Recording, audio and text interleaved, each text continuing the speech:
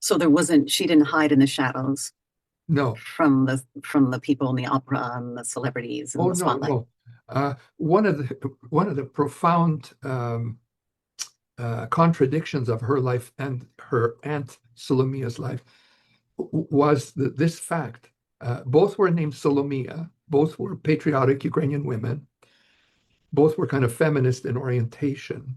But Solomea, my mother, the niece, could not hear the voice and the singing of her aunt that the world applauded and She was loved. a famous soprano opera singer. She Right. worked with Puccini and Tosca, and she worked with Toscanini and all of them. Caruso, yeah, Caruso, Enrico yeah, Caruso. And yeah. your mom couldn't, why? Because was music different She could than? not hear. She could not hear the music.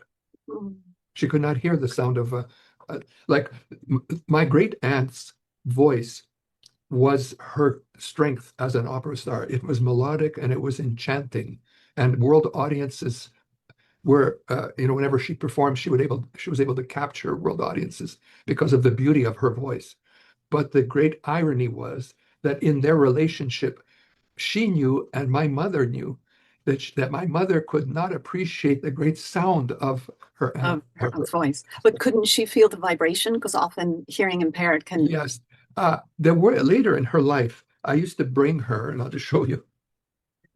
I used to bring her a headset like this, and I'd put it on her head and play the music loudly. And she could hear, she had the vibrations and she could hear.